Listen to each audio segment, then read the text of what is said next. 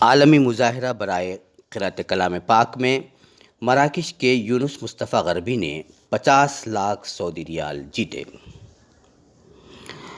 ناظرین، عالمی مقابلوں میں مختلف ٹیلنٹس کے ذریعے بے حساب دولت کماتے ہوئے دنیا والوں کو رشک میں ڈال دینے والے مختلف اقسام کے مقابلے ہم سنتے آئے ہیں۔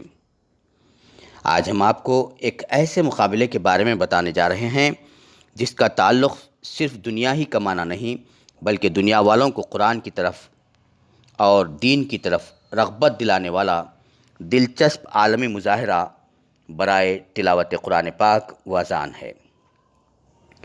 یہ عالمی مقابلہ سعودی عرب میں عطر الکلام کے نام سے منعقد کیا گیا، جس میں سن 2022 کے لیے عالمی قرأت کلام پاک اور اذان کے مظاہرے ہوئے۔ اس مظاہرے میں دنیا کے تقریباً 80 ممالک کے قریب 40,000 مسلمانوں نے حصہ لیا۔ مختلف راؤنڈز کے بعد فائنل مظاہرے میں 36 امیدواروں کو رکھا گیا تھا۔ تلاوت کلام پاک کے عالمی مظاہرے میں مراکش کے قاری یونس مصطفیٰ غربی کو انعام اول حاصل ہوا۔ اس انعام کی رقم 50 لاکھ سعودی ریال یونس مصطفیٰ غربی کو دی گئی، جبکہ دوسرا انعام 20 لاکھ سعودی ریال برطانیہ کے محمد ایوب آصف کو ملا، اور بحرین کے قاری ڈاکٹر محمد مجاہد نے تیسری پوزیشن حاصل کی اور انہیں 10 لاکھ سعودی ریال حاصل ہوئے۔ چوتھا انعام، جو کہ 5 لاکھ سعودی ریال پر مشتمل تھا، ایران کے قاری محمد جاسم موسوی کو حاصل ہوا۔ اسی طرح اذان کے عالمی مقابلے میں پہلا اور دوسرا انعام دونوں ترکی کے مؤذنین نے حاصل کیے۔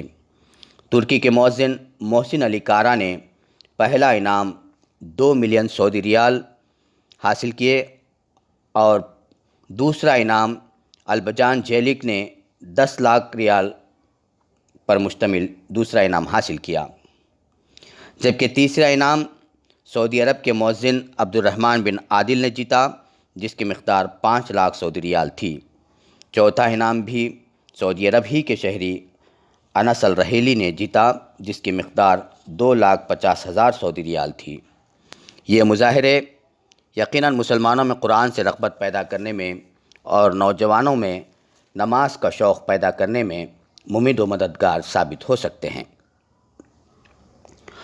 دنیا کے بڑے بڑے انعاموں کے لالچ میں مسلم نوجوان دین سے دور ہوتے جا رہے ہیں۔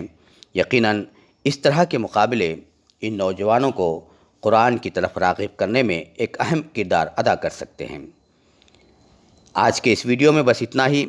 یہ معلومات آپ کو کیسی لگیں کمنٹ کر کے ضرور بتائیں، تاکہ ہم ایسے دلچسپ معلومات آپ تک پہنچاتے رہیں، اور ویڈیو لائک اور شیئر کرنا نہ بھولیں۔ اللہ حافظ۔